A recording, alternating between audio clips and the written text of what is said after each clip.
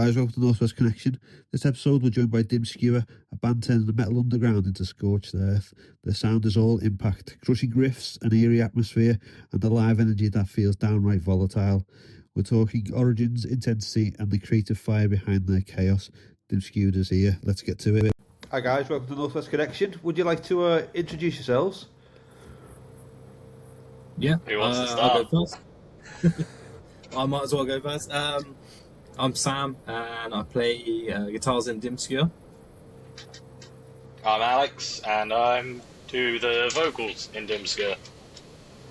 I'm Adam, and I play guitars in Dimscua as well. So, how did the band form, and what pulled you all together musically? Do you want me to say this one, guys? Yeah, go for it, man. Yeah. Cool. So yeah, we've all been friends since we were about 14 years old. We all met in school. We've all been school friends. We've all been in various bands and done music together in our early years. And so yeah, we've just remained friends ever since then. And we've always kind of, like I say, we've always done something musical together. We've always hung out together. And it was probably about 4 or 5 years ago now that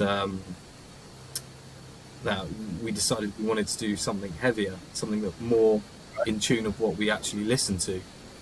So and it was started off as a way just for us generally to hang out and just let off some steam, and we would just hang out and just kick around a few riffs together and kind of see what happened from there. Like I say, it wasn't really a formal, like, this is a band, this is what we're going to do, this is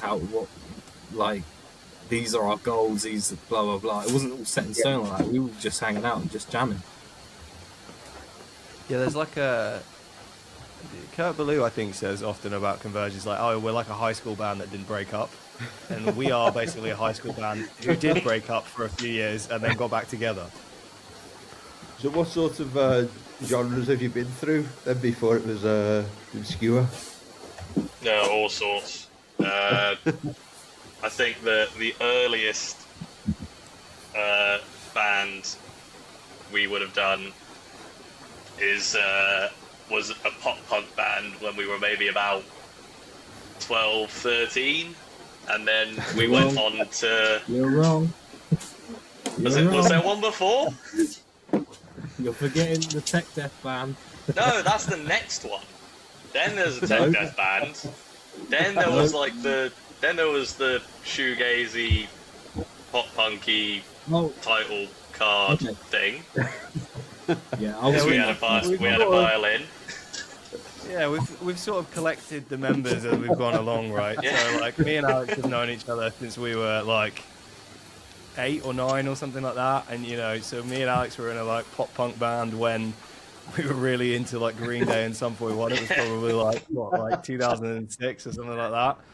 And then we gathered Sam when we started a proper metal band and learned how to do dime squills on our guitars and pinch harmonics, and then had a brief detour into kind of Midwest emo in about 2016. and then Benio came along, Lewis, the drummer, who's not here, and then Sam had a band with Benio, who's our bassist, and then eventually we've all sort of congealed back together to do some really heavy music. And what's the story behind your name? So it means darkness and or sin in like pre-English, like Anglo-Saxon. Cool. And pretty much Lewis was just trawling through an Anglo-Saxon dictionary. We don't know in what context it's meant to be used. It's a very Dimscua night tonight or something like that. I don't know. But yeah, one thing I think we chatted about quite a bit is like we obviously like a lot of the sort of the Scandinavian black metal, that kind of thing, and they always kind of draw on the Norse heritage and stuff in their imagery. And unless you're, you know, a massive, you know, love the royal family or colonialism or whatever, you've got to go really far back to get like any of that British stuff, and it's kind of, you know, mostly been lost to Christianity. So that's where kind of the thinking was, like, sort of drawing on almost like British heritage or whatever. But yeah, it was, I think at the end of the day, it was just a cool word that none of us really knew how to pronounce. So yeah, that was the crux of it, wasn't it? It was just finding something that sounded like or looked like a cool word that, you know, because obviously you look at all these bands abroad and they have band names in their own languages and stuff like that, and it just looks cool. Where it's like, I feel like it's really hard to come up with a really cool English like band name. You know, we didn't want the standard, I don't know, like Bloody Death or something like that. You know, so it was really hard to try and come together and find a word that, well, firstly hadn't been used, and secondly was just cool and different. So yeah, it was quite difficult. But we got there in the end. Where are you guys based? So we're all we all grew up here in Windsor, around Windsor kind of area in Berkshire. So we've since like kind of moved out a little bit, surrounding areas, but yeah, primarily around the Windsor kind of Maidenhead kind of area. Right. Cool. And what are the musical backgrounds of each of you guys? How did you all get into it? Well, for me personally, do you mean like playing guitar or like bands or stuff like that? How you got into your instruments? Mine just goes way back to, you know, I could ramble about this for a little while, but like my dad's very much into metal as well. Like his favorite band's Metallica, so I was conditioned at a young age that, you know, this was the path to go down. So yeah, like I've always wanted to play guitar, and then I picked up at 14. I think I got my first. No, sorry, not 14. I think I was about 7 or 8 when I picked up my first guitar, and I was pretty much self-taught. I had lessons in school for like maybe a couple of months, but apart from that, it's just all completely self-taught for me. Yeah. But yeah, it all stems from there, from my dad passing down the torch. How about you, Adam? School of Rock, man. If there was no School of Rock, there is no Dimscua.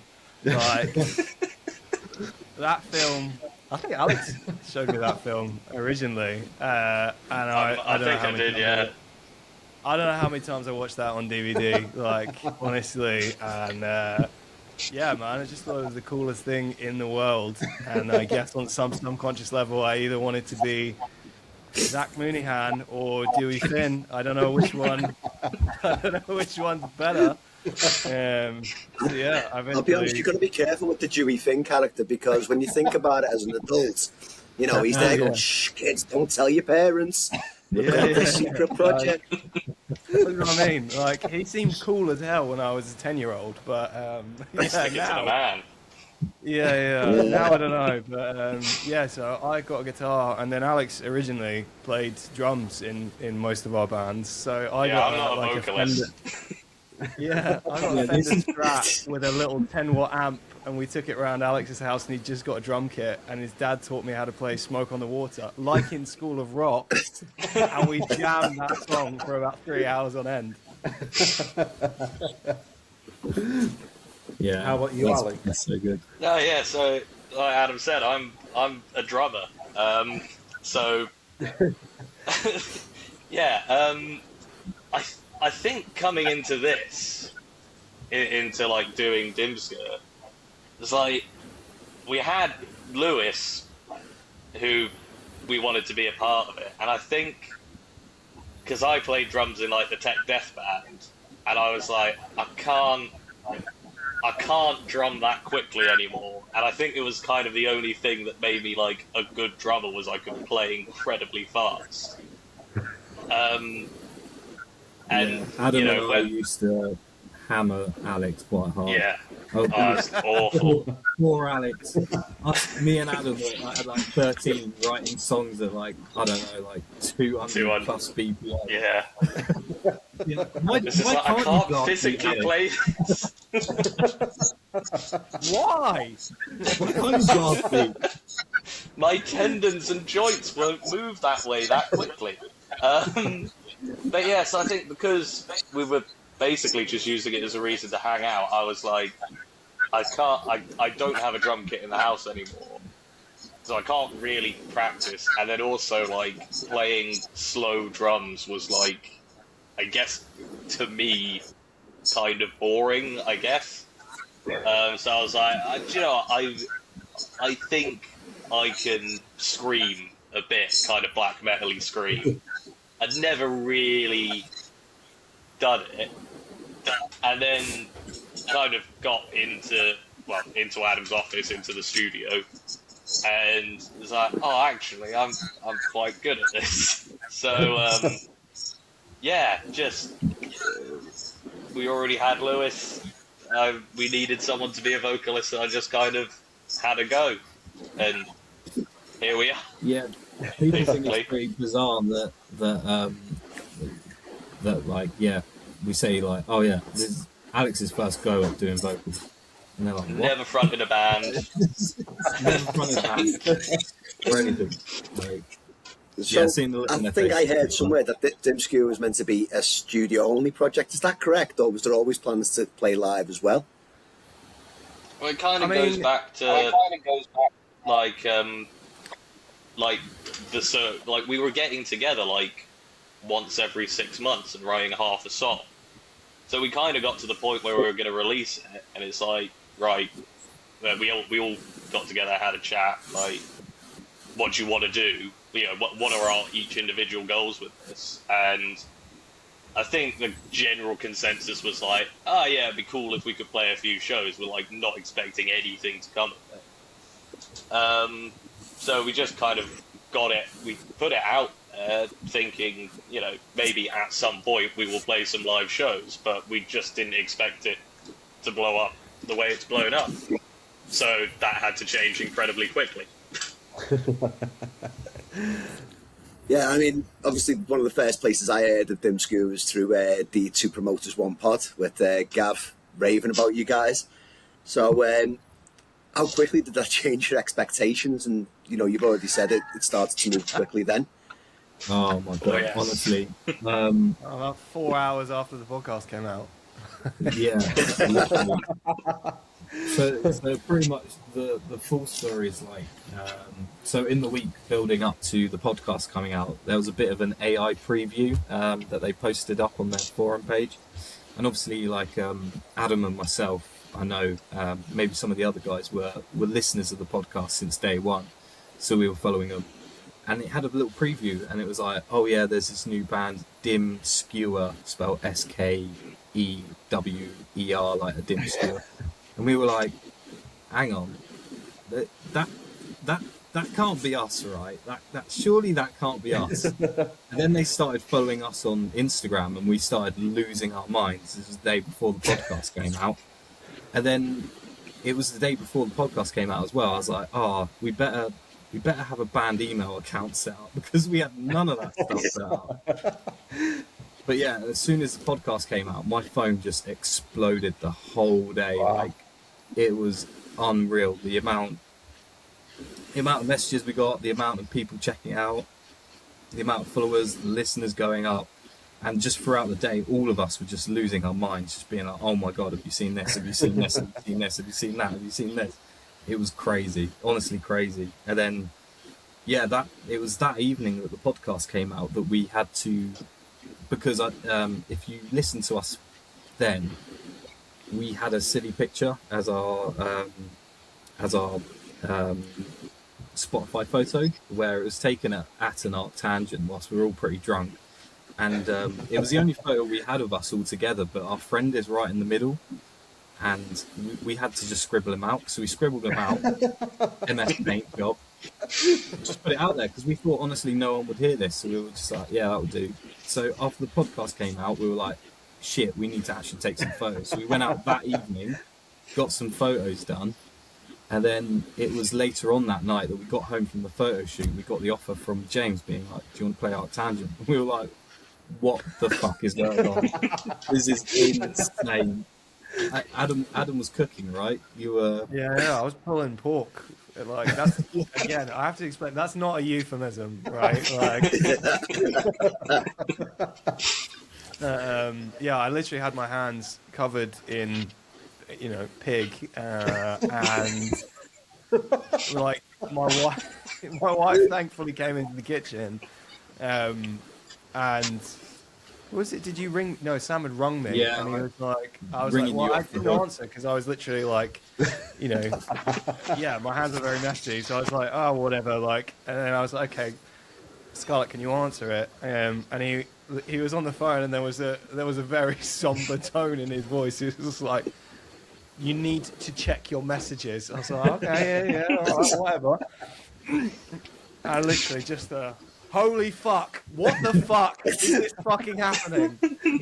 I think someone got a screenshot. Like, I literally, that phone call I remember so fucking vividly because we jumped on a group video chat, and the Arctangent was scheduled for like 2 weeks after I was due to have a baby. So I was like, this is the dream. Well, Scarlett was doing most of the work, obviously, of having the baby. But, like, this is the dream, but this couldn't come, really at a worse time. I was like, I can't abandon you for a day or whatever, and I can't do it. And Alex was very supportive, and he was like, I don't think we can do it. Maybe there's always next year. And then, thank God, my wife was in the room, because she literally went, you've got to fucking do it. Yeah. So, I think we're all pretty much freaking out because at that point as well, although like I say, we'd recorded it all, we released it all, we hadn't been in a room and actually played those songs all the way through. 2 of the songs we'd never played through as a full live band. We didn't even have a bassist sorted. We didn't have any merch. We didn't have nothing. We had nothing. We were starting from nothing. And the offer came, I want to say, like maybe 3 months before, 3 or 4. No, it was 8 weeks. It was 8 weeks exactly. Because I spent 8 weeks in the fucking gym. Yeah, I mean, it was intense. Like, we went on an intense crash course, like every night, like practicing, sorting out stuff, setting up how to be a proper band. Because Called in every favour under the sun to get merch sorted, a banner done, like everything. I mean, first proper show being a second stage at Arctangent in the middle of the day was like crazy. I was just going to say that as well. It wasn't like, it was one of the smaller stages as well. We were a decent way up the main stage, and then it was rammed. I was there, and it was absolutely rammed when you come on stage right the way through. So, in terms of first gigs, I think it's going to take some beating. Yeah. I mean, I remember we did our sound check and did the setup. And it was probably 15 minutes before we were meant to go on. And the tent was kind of, I don't know, a third, maybe a half full. And I remember standing on the stage and thinking, fucking hell, that's mental. That's like 1,500 people. I've seen Caspian on this stage. I've seen like so many bands that we absolutely love play this exact stage. I was like, right, this is going to be amazing. I don't care if it's like half empty. And then we went off, had 15 minutes to kind of collect our thoughts, had a Jaeger bomb. And then we walked back out, and it was absolutely rammed, like spilling out the back. I mean, it was just like beyond anything you could ever reasonably expect. Just insane.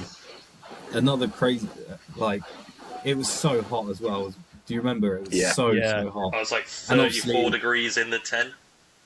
Oh my god! And it was awful. I had sun cream up during the day. Right, I was there all weekend as a punter before we got booked to play, and I was sun creamed up. But like literally half a song into the set, I start sweating, and sun cream had gone into my eyes, and I'm there like, this is incredible, whilst trying to wipe my eye. Yeah, it was insane. It's got to be the hottest day I've ever had at Arctangent there. That day when you played, it was it was the beers in my bag were going warm very, very quickly. So go back to your music. How would you describe it to someone who hasn't heard you before? Sad. Huh?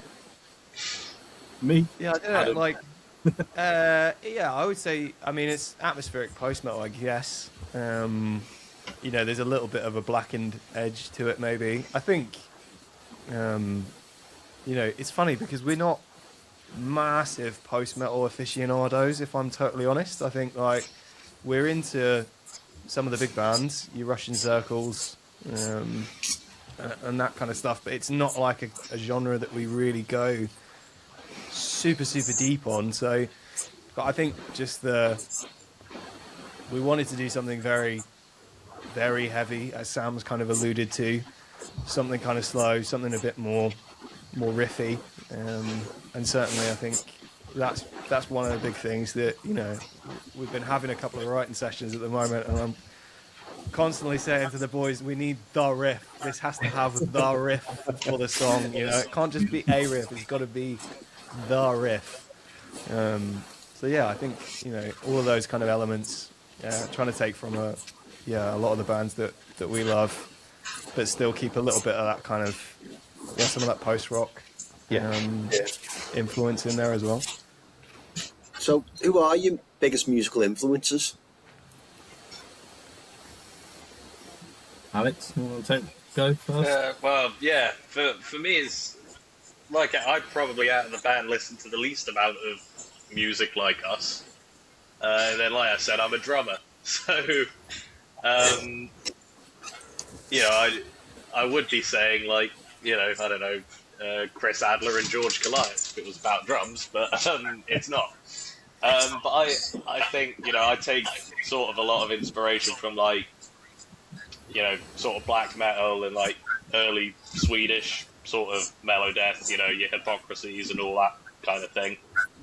But then like Alcest for me is a big one. I really love Nej's vocal style. I obviously don't sing because I can't really. But yeah, anything that's kind of raw and visceral, I guess, it suits me, and I'm constantly thinking about that with the writing and like the vocal performance. So yeah, that. How about you, Sam? For me, similar to Alex, like Alcest are a massive influence on me. I love all their work. So, and even Shelter, which gets a lot bad rap, but I think it's great. Shelter's rad. Yeah, so I love that, and obviously there's a lot of similar to Alex as well, where a lot of like black metal bands kind of creep in, stuff like Vigadude, you know, even Terror going into like Oathbreaker and bits like that. So there's those kind of elements which I think all of us as a band we love, and then also on the flip side, we're also massive post rock fans. So bands like Caspian are a massive one for us. We Lost the Sea are incredible as well. So I feel like that's kind of where we get our sound from, is like all that heavy rawness from all those kind of bands, but also we kind of try and blend in like a bit of like post rock structure and stuff like that. And yeah, but those kind of bands are the bands. How about you, Adam? What's your influence? I'd say the couple of bands for me that are really, really formative in terms of how I enjoy music. Definitely At the Gates. That they're an absolutely enormous influence for me. The vocal delivery, the way that they write songs, you know, the fact, I have talked about this previously, of, you know, a lot of thrash and a lot of early death metal is very maybe cartoony, and it's talking about issues that are a little bit abstracted or with a layer of irony, whereas At the Gates is so raw and visceral and honest that, yeah. And I mean, obviously, you know, Thomas obviously passed away, you know, too soon last year, but he's just the best vocalist I've ever heard, you know, in my opinion. And listening to Slaughter of the Soul as a teenager for the first time just awakened something in me that very few bands have ever been able to do. I think the same is true of Converge for me as well, like particularly their ability to sound so like pissed off, but also like upset and like, you know, emotional. There's something about the way that their music like lives and breathes, and it's not about being super precise. It's not about being like super on the click and all that kind of stuff. It's very organic feeling, which I think is a big thing that came into the production side of things. Because obviously, you know, the production I did on the record, I did the mixing. Kurt Ballou as a producer is a massive influence on me from that perspective. There is a version of this album that we mixed that sounds quite clean and sounds quite, I don't know, traditionally good modern metal. And we actually scrapped it and went back to the drawing board and said, let's do a version of this that's a bit more raw, that's got a bit of uncontrolled reverb, that sounds a bit, you know, a little bit maybe more organic, maybe a little bit worse, but in a way that feels hopefully more authentic. You're not hiding behind a kind of veneer of this is the most polished version of ourselves. Like, let's make a version of this record that feels the most authentic version of ourselves. Yeah. I have turned it down a touch more. Yeah, that's all right. Okay. So just going back to the writing process, how does that begin? Does one person take the lead? We normally, I mean, the way we've been doing it at the moment and the way for this was usually someone's coming in with a riff. I think that's pretty standard for a lot of bands. Like there's got to be a spark, an idea, and then for the first record it varied depending on the song. Usually that was a case of jamming it out. For Elderburn and for Existence, we would jam on until we had some ideas, and then we would go away, demo it out, record it, add stuff, take stuff away. You know, On Being was like, Sam came in with the clean part as a fait accompli, like it was just a complete piece that he'd written. And then later on, the heavy bit was kind of the other end of the spectrum. I kind of added in most of the instrumentals for the heavy bit. So yeah, it completely varied on the first album. I think what we're trying to do with the next album is hopefully try and come in with some ideas, write too much. You know, we've got like not a Dropbox, a Google Drive folder with way too many ideas, way too many song ideas, and then essentially go through shortlists, find the right ones, and then get them on their feet as a band and try and take it from there, I think, is the aspiration, because we had all the time in the world when we did Dusteater. You know, there's that old cliche about you've got forever to write your first record. It took us 4 years, not because we were really struggling with it, but just we weren't prioritizing getting together and getting new music out. Yeah. And the 4 songs that are on the record are the first 4 songs we ever wrote together. You know, there was one other little idea between song 1 and 2 that we ended up scrapping, but it was never got to a full song. The running order of the album is literally the order that we wrote it in. You know, and I think, I mean, 1,000 monkeys at 1,000 typewriters, eventually you write a line of Shakespeare, right? So it just so happened that the ideas we came up with were good enough, and they've landed well enough. But I think in terms of trying to follow up, we don't want to wait 4 years. We want to get some new music out. We want to make sure that people are able to come and see us and see the songs that they like, but also hopefully see some new stuff that they might dig as well. Does that mean you have tons So and tons of ideas? changed as well from the final draft to from draft to final version from those four. A big pardon, sorry? Have any of the songs actually changed from that first draft to the final version in any way, shape, or form that people probably wouldn't recognise? Not really. I mean, the first draft of Existence, we had a bit. Well, I mean, we had half of it, and I said it sounded too much like Lamb of God, so we went away and rewrote it. But yeah, I mean, Elder Ben basically, like, Sam had written that intro riff, which is, again, that's the riff. That is the riff. He came in with the riff, and then we just, carried on building on top of it until we had a song. The very intro bit then went back and added stuff. So you might go back and touch up things and rearrange them, but by and large, those songs are as they were written, in the order that they were written in. Yeah. Do you have specific roles in the band apart from your instruments, or is it left to one person? Like your social media and your artwork? I do merch, and that's my other job.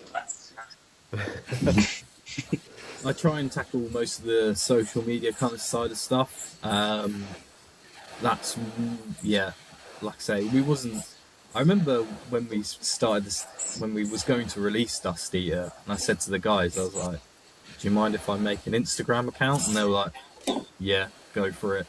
So, so that's where it kind of stuck. So yeah, I mainly do all that part as well, and then we all kind of jump in on like emails and bits and bobs like that. Adam can talk more about this, but Adam's obviously way more in tune with like the musical side of things. Yeah, I mean, obviously I do the production, so a lot of that stuff ends up sitting with me. I do quite a lot of the admin and the back of house stuff, making sure that there's money in the bank account to pay for things, and making sure things are available and all that kind of stuff. So we're in the middle of releasing a couple of live sessions that we did in November at the end of last year, and we worked with a very lovely videographer called Gary Cross, who filmed us in I want to say 12th century church. It was a really old church with no power, no toilets, no heating, all that kind of stuff. So we had a petrol generator with us. The first of those has gone out. The second will go out next week tomorrow, I think, as we're recording this. So by the time this podcast goes out, there will be a live version of the Dusteater, and then a full live version of the album will come out in early February. I didn't check the dates before we came online, and then so making sure all that stuff's uploaded and available for people. So it'll be available on streaming services. There will be a video version on YouTube. There will be a version on Bandcamp as well.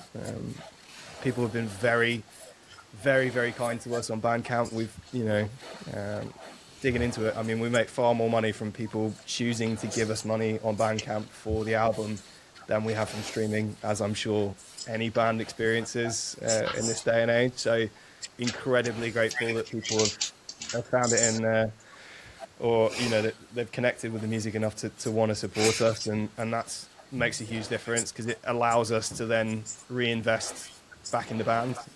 I mean, Sam talked about merch and album artwork and all that kind of stuff, and things where we would want to go for a second album.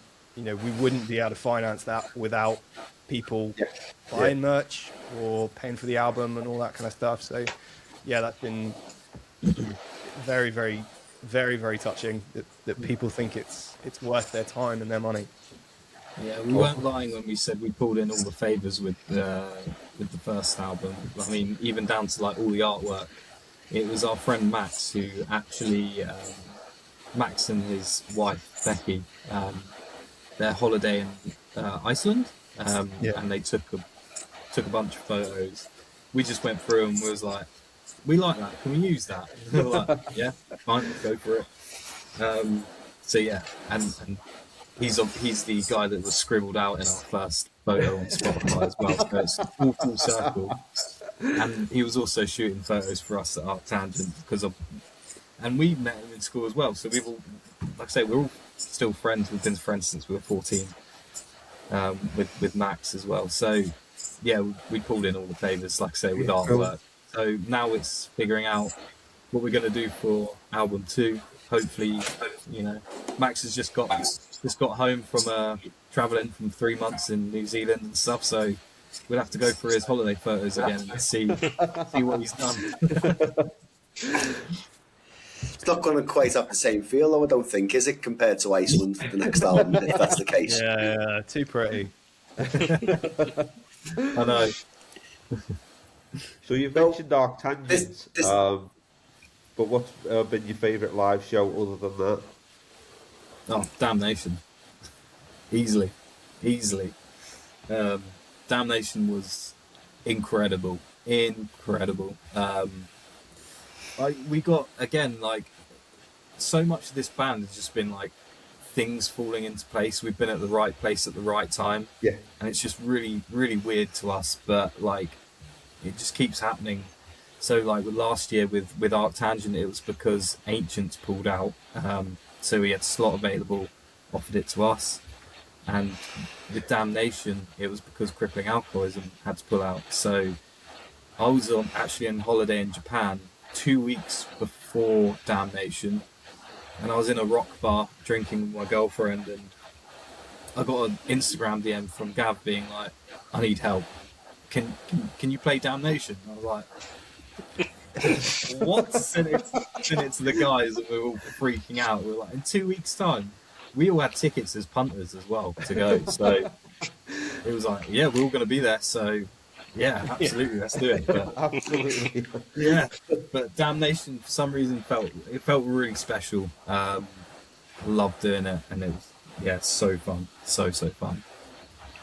It kind of made it feel like, you know, this wasn't, you know, with ATG being our first show, it's like by then doing Damnation, it was like, oh, this isn't a fluke. We're, you know, I guess we're quite good. So that it was a really nice like validation to be like, oh yeah, we can do this more than once, and it's, you know, it's still really good. Yeah. Also, I feel like even. Oh, sorry, go on, Sam. Oh, sorry, I was just gonna say with Arc Tangent, it was like just us, like I say, first show, bag of like nerves and just like hoping it all goes off well, blah blah blah. So by the time Damnation rolled around, we'd played a couple shows in between, so we kind of knew what we were doing then. So we were allowed to have a bit more. Say allowed. We kind of loosened up a bit more with it, and we're actually able to take it in and have a bit more fun. Yeah, I think that was I mean, a lot of your shows have been big ones anyway, because you played with Underdark and Baal as well, didn't you, in the Underworld in December, and that was sold out as well. So, you know, wherever it seems to be Dimscua, there seems to be a crowd at the moment. Oh, that wasn't the Underworld. That was the Blackheart round the corner. Oh, the Blackheart, sorry, yeah. The Blackheart, we sold out the sorry. Underworld, you know. Would I be doing? Yeah. I don't even know what. Yeah. What would I be doing? Yeah, honestly, backflips down the fucking road naked, I think. But yeah, that was a really cool show as well. Really cool show. Was it our first London show? I think it was our first London show, wasn't it? Yeah. I mean, that sold out. Is Bay Days London? Sold out. No, that's Chelmsford. That's fucking Essex, mate. Right. Yeah, so that sold out like 2 months in advance. That was sold out a long way off. You know, that was absolutely that show was really fun because it was the complete opposite of like your Arc Tangents or your Damnations, where it was absolutely tiny. You could barely move on stage. There's a photo of me where I would have fallen over, but there was a wall next to me, so thankfully I fell into the wall, and it just was holding me up for the end of a song until I could manage to regain my balance. Yeah, that show was amazing as well. Like, you know, like no lighting, none of this stuff that you're used to. But again, we're quite like a low maintenance band live. you know, we've been asked a couple of times for like tech riders and all that kind of stuff. And we're like, well, we just turn up. Like, as long as you've got a drum kit and a couple of cabs, we'll be fine. Well, we have to ask what their fog policy is. Yeah. As long as the smoke machines, the smoke detectors aren't too sensitive. We have 2 running. We're trying to dial it in, try and dial in the perfect amount of fog, but it's difficult. I feel like we might have slightly overdid it at Arc Tangent, but hey, it was Listen, fun. you've not gone to Sun O levels yet, have you? So we're okay with that one. That's the goal. Is that the dream, is it? Hell yeah. Would be cool. But yeah. I've still got pictures on my phone from when I seen Sun at the Albert Hall in Manchester, and all it is just light and smoke. It's the most pointless picture in the world. Amazing. So cool. So cool. Yeah, me and Alex have seen them a couple of times, haven't we? We've seen them at like I barbecue. think I've seen them places like 5, 6 times now. Yeah. Yeah. The first So good. time we saw them at the Barbican, their fog game was insane. It was like no fog on stage, and then within like one brum, just these 3 massive waves of fog just coming from off stage. Like, how the fuck have you done that? Just like, and then the entire Barbican is just full. It within like 30 seconds, it was mad. Yeah, big Our 2 fan. fog machines are called. Our 2 fog machines are called Stephen and Greg as well. Oh no, don't out us, Sam. So that was your doing, Alex, and it was very well played because Alex had Stephen years before we got Greg. But when I we think I got was Greg, 19 the joke when I paid bought off Stephen. finally. 11-year joke finally pays off. There's the payoff right there. So I was you're very going on pleased. tour with. So you go on tour with We Lost the Sea and Overhead the Albatross in May. And what does it mean to you to be sharing a bill with 2 bands who are so respected in the instrumental and post-rock world? It's wild. insane. Yeah, it's mental. It's absolutely mental. Like, I think on paper it almost kind of doesn't make sense as a bill unless you're familiar with those bands, because you're like, you know, We Lost to See, they've got some heavier bits, but it's not like, it is post-rock. I mean, it kind of dives a little bit into that sort of post-metal vibe, but we sound quite different than them, and we definitely sound very different than Overhead the Albatross, but there's a shared kind of, I don't know, maybe a philosophy. That sounds quite heady and pretentious, doesn't it? But like, I think hopefully you know what I'm trying to get at. It's like, even if the aesthetics, even if the sound is very different, what we're trying to achieve in terms of that emotional response, I think is very similar, and a lot of the goals of the bands are very similar. We just go about achieving that in different ways, and actually it feels like a, you know, a really coherent bill from that perspective. Yeah. I mean, for me, like, I first saw We Lost the Sea playing Damnation pretty much, I think, the same or very similar set that we just played at Damnation, which is just wild. Like, it's just an absolutely mental experience. So, yeah, like, to go on tour with those guys, and oh my god, seeing Departure Songs live at Arc Tangent was just an incredible experience. And again, We Lost the Sea, I think, Overhead the Albatross, you know, again, now Arc Tangent and Damnation sets completely speak for themselves. Just phenomenal music, phenomenal use of the visuals. Like, to be part of that bill and to be viewed to be good enough to be part of that bill is an insane honour, and I think something that we're just ridiculously excited for. Like, we honestly can't wait. We are proper giddy thinking about it. And that to be our first tour, like, it just melts my brain into a puddle. First tour we're playing Electric Ballroom in London. Not bad. I'm so excited. We get to watch If We Had Hearts from We Lost the Sea get played for 5 nights in a row. I get to see Overhead do Paul Lynch 5 nights in a row. Like, I'm just going to be partying. It's going to be so good. I'm going to have the best time. Well, it's quite a lot of time crying, I think. But, you know, in between the crying, We'll be having a good time. I think it's going to have me now when I'm going to the Manchester show and Arctangent this year, so I think it's going to work out. I've seen Overhead the Albatross 5 times in just over 12 months. Yourselves in Bloody hell. 4 times in just over in 12 months, and then We Lost a Sea 3 times in 12 months as well. So it's getting my numbers up definitely with the 3 bands. But yeah, that tour just means so much that we were asked to be a part of it. It's mind blowing. Obviously, like I say, those 2 bands are incredible. We can't wait to share the stage with them and spend 5 days with them. Yeah. Just it's going to be so cool. It's going to be so cool. Have you met the band yet, or is this going to be the first time you meet them? No, it would be the first time we meet them. I was supposed to meet Mark from We Lost the Sea at Arctangent last year. We were messaging each other bits and pieces, but you know what Arctangent phone signal's like. It was so bad. We could never, like, he would message me and then I'd see it like a day later, then I'd message him back and he would see it a day later, and for some reason we never bumped into each other. So we came away from that. We were messaging. I was gutted that I didn't get to hang out and have a beer, but I think we'll make up for that on this tour. So have you guys got a dream festival or venue you'd like to play? That you've not done already. You've not done already. Yeah, I mean, Arctangent and Damnation were the dream. Like, I mean, Alex mentioned that conversation we had about goals.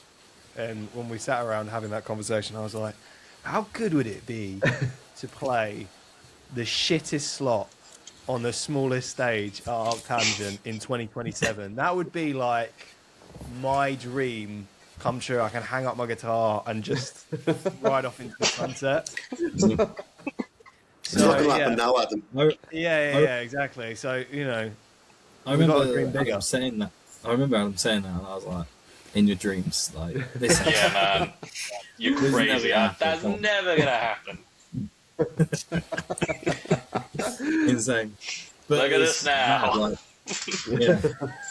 In terms of dream stuff, like, why not shoot for the stars? Like, I would love to do Hellfest. Like, if there's any way I could get on Hellfest, purely just so I could go to Hellfest. Yeah.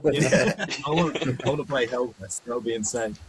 I think another insane one for me would be obviously, like, again, like, I think we're probably too niche or whatever, but like being able to play Download would be like a really cool thing, because me and my dad went to Download every year since like 2009 up until COVID. My dad still goes to Download every year. My dad was at Monsters of Rock 91 with AC/DC and Metallica and all that stuff. So, you know, I've been to Download a lot, and if I got to play there, that would be like mind blowing. So yeah, that's probably mine. Awesome. Well, I say that would be mine. Another one I'd love to add on was I'd love to do a tour in Japan or something like that. That would be insane. Yes. Yes. Please and thank you. One of those. Yes. What's that festival? There is a metal My festival order in now, Japan, isn't there? Get on You've that. still got Fuji Rock. You could probably get on there somewhere. Yeah, that's the one. Yeah. We'll have to get on the booking agent and ask him if he can get us some Fuji Rock. Come on, John.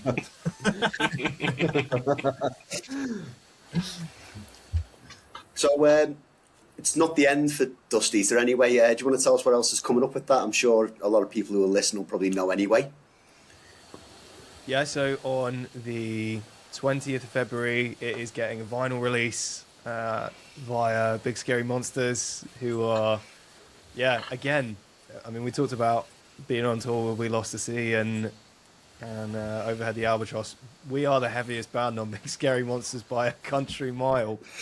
But, I mean, they're an amazing label. Like, Josie and Kev have been absolutely incredibly supportive of us. And, yeah, they've done an amazing job with the vinyl. I haven't had one in my hands yet, but Kev sent me a photo of it and it looks sick. So I cannot wait to get one. The pre-order is live. I think there are, as of recording this, 2 left that we have.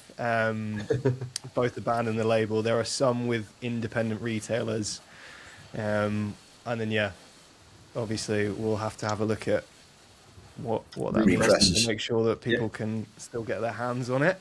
But yeah, nothing set in stone that we're able to announce yet. But yeah, so if you would like to get a vinyl copy and you don't have one yet and you want to get the first pressing, you need to act now, basically, because I mean, they're going to sell out before they'll ever get on the shelves, which is just, again, in a list of things that I never thought was going to happen to us. Yeah, that is up there. yeah. I was going to say, like, can we just take a second to just listen to what you're talking about? Because this has been our lives for like the past 6 or 7 months. Every call that we get on, it's like, how is this happening? Like, what is going on? Yeah, I think we had to try and get your opinions down before you were too big to come on our little small podcast as well, really.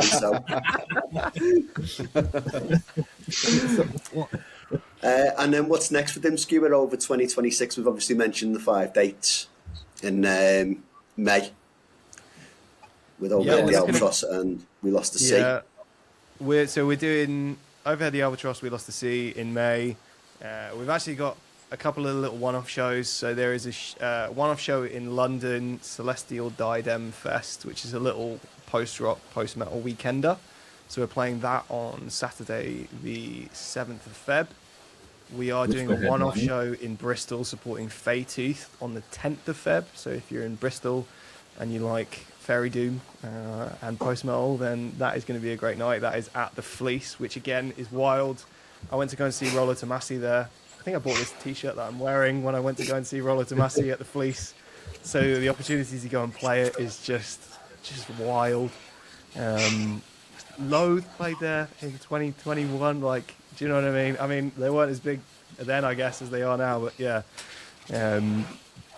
And then we're playing Arctangent again, and then we have a couple of dates that we're looking at in around about October time, but nothing set in stone. But again, we are writing at the moment, so we're going to take some time out to write some new stuff, and hopefully, you'll hear a little bit more noise about that kind of later on. But if something mad comes up again, we'll just have to drop everything. And... I was gonna make a joke about if the Download headliner drops out, but I realise I don't know who's headlining Download. We've got a chance. It's Guns N' Roses one night. Yeah. Well, there you go. Guns N' Roses drop out, then you never know. How many times will we have to play Dusteater? 4 times? What, to fill a Download headliner set? Did you play it slower? Time to get working on our Teresa's covers. I was going to say, could you not play it a little bit slower? See if that would drag it out a bit longer. Sub 50 BPM. Yeah. We're going to move on to the fun questions now. So, if you could only listen to one album for the rest of your life, what would it be? Oh, fuck. Oh.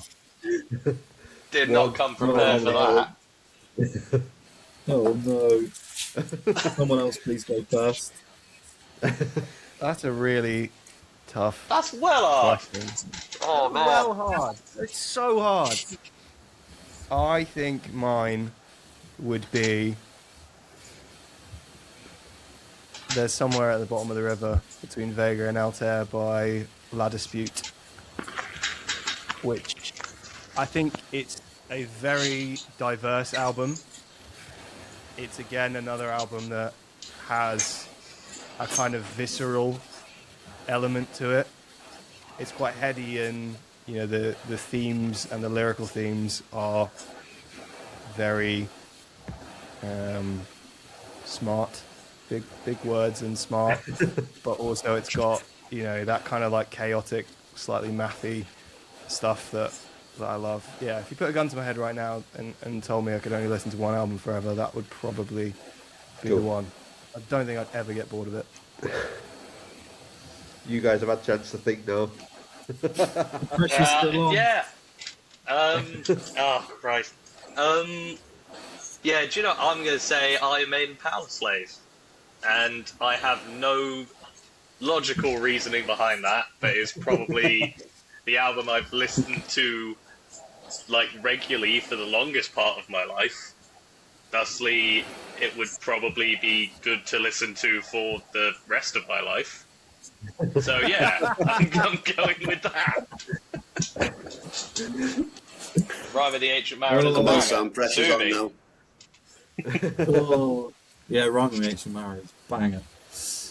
I really don't know because there's so many different moods, so many different things you wanna, That's you it. You've got know. to fill every mood. How can I subtly say 5 albums in one answer? You know, if I wanted something chill, then I'd listen to the band Toe, the Japanese math rock band, and they did an album called Hear You, and it's incredible, and I listen to it so much, and all of us do. That's if you wanted something chill, right? But then what if you wanted something more heavier? And that's where I'll probably go to, like, it'll probably, like, it's a boring answer for the guys because it's normal, but I'll probably have to go for an Alcest album. And it probably will be Kadama, maybe? Good or choice. Claire's de Lune. Yeah, banger. Yeah. Kodama for Yeah. sure. Kadama, definitely Kadama. Oh, but Claire's de We've got a Lune bit is more also variety. very, very good. If Alright, you're I'll listening go to down it forever. yeah, I know. That's what I mean. So yeah, probably either one of those two. To be honest with you, yeah. Or Caspian. Oh, yeah. Dustin I can Quiet. listen to Dustin Quiet forever. Yeah, absolutely. There Yeah, you go. yeah, I'm that's a actually good get one. 3 in. Yeah. Okay, one which you probably won't be able to get 3 out of. What was the first gig you ever went to? Ooh. Ooh. I like Me this. and Alex went to the same gig, I think. Well, yeah. Unless Alex went to a gig before me, his dad took us to see Fall Out Boy at the Hammersmith Apollo doing Infinity on High, and they're fucking sick. They were so good. Yeah, some guy came out at one point and jumped through a folding table. It was like a wrestling power drop through a folding table. I don't know why. It was just like a part of the intermission. But yeah, that era of Fall Out Boy, like Take This to Your Grave, From Under the Cork Tree, Infinity on High is an incredible run of 3 albums that very few bands have ever touched that level of greatness. Happy to die on that hill. Yeah, Fall Out Boy, great gig, good first gig. And Alex has dropped off the call, but yeah, thank you very much, Martin, for taking us. My one was, so obviously when you're younger, you're going through got to go through the phases. You got to do them all. Like I say, my dad conditioned me with AC/DC and Metallica when I was younger. I think, yeah, like loved it so much. I watched that live in Donington '91 AC/DC video non-stop. Like I wore out his tape. He was so mad at me. But my first gig, because after that, like I discovered music on my own, and my first loves were Green Day and Blink 182. So my first gig my dad took me to was Green Day at Wembley Arena 2002. Wow. So this was like pre-American Idiot and pre like all that, yeah, before they exploded, when they were still a proper like kind of punk band, yeah, all this stuff. So yeah, that was my first gig. Incredible, so good. I'm so happy I got to see him and back then. Yeah, that's Wish awesome. I saw him in the 90s, to be honest, when they were really on it. I think I had the chance to see them on Insomniac tour, and they cancelled it. Oh no, They cancelled the whole tour. no way. Listen, I got to see Rage Against the Machine instead, so it was all good. Swings and Oh, roundabouts. bad. So Nice. Have you guys got a current song that's on repeat?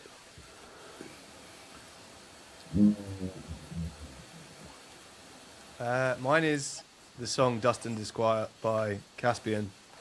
We already talked about, yeah, just what a phenomenal, that whole album is just flawless start to finish, but I think particularly that final track, the title track, is an incredible culmination of that record. Like the whole record flows together so brilliantly through the way it's paced, through the little interstitial tracks that they have throughout it. And yeah, that final song just absolutely, it's melancholy, but it's hopeful. It's like shockingly beautiful. Yeah, I could listen to that song 50 times and never get sick of it. For me, what I've been listening to a lot recently is the track Deliverance by Opeth. All right, spinning right. that and listening to that kind of era Opeth, and so good, that track Deliverance. I love it so much. That's been on my repeat a lot lately, and a lot of Primus as well, because obviously the ACG announcement. Yeah. A lot of Primus, which has annoyed my poor girlfriend because I like to do the redneck voice quite a lot. So she'll just be cooking and I'll just start singing, beautiful Primus songs to her. So.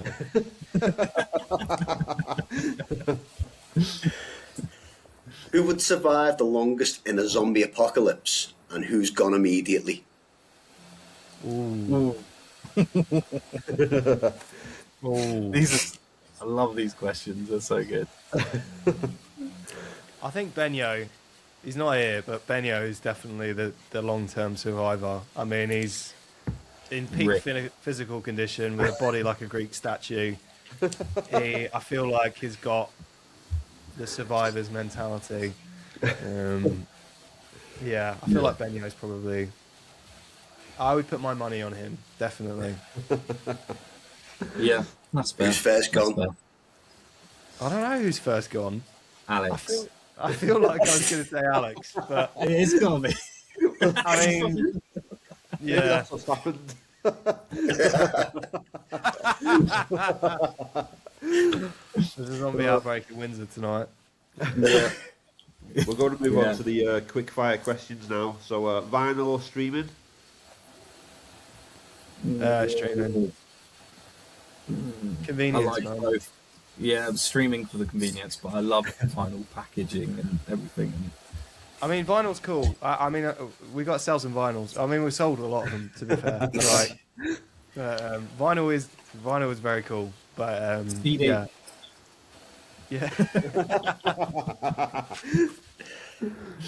Big riffs or subtle textures? Big riffs. Ooh, song textures for me. Sabbath or Zeppelin? Sabbath. Easy. That's a really hard one. Nah, what? It's gotta be Sabbath. Yeah, Sabbath. You just said you like big riffs. Yeah, but Zeppelin have got big riffs. You heard fucking Black Dog, mate? Mate. Spaced or Peep Show? Peep Show. Peep Show, 100%. I'm rewatching it at the moment for the 100th time. So good. Pickled onion, monster munch, or what's it? Neither for me. Neither. What's it? Maybe It's got to be what's the red it? ones. If it's Monster Munch, it's got to be the red ones. Summer heat or winter cold? Ah, summer heat. Summer heat. Summer heat. Love it. Tea or coffee? None. Coffee. None. None for me. I don't do any hot drinks. I'm a weirdo.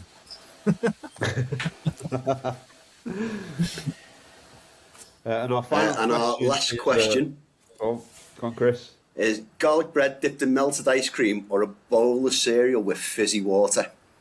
cereal with never fizzy water. Never fizzy water. Easily cereal with fizzy ice water. cream. Easily cereal with fizzy water. You're fucking mental. Fucking fizzy water on your cereal. Easy. Give it to me. You're a wrong'un. You're a wrong'un. What's your Thanks answer, for coming on, guys? Thanks for coming Thanks on. very much. And we'll see you out on the road soon. Hey, no problem. Thank you Thank you so very much much for for having having us. It's been fun. Yeah, it's been awesome. Yeah, thank you. It's It's been been a good great. time. Yeah, hopefully catch you at a show soon. Let us know. Come have Yeah, a beer.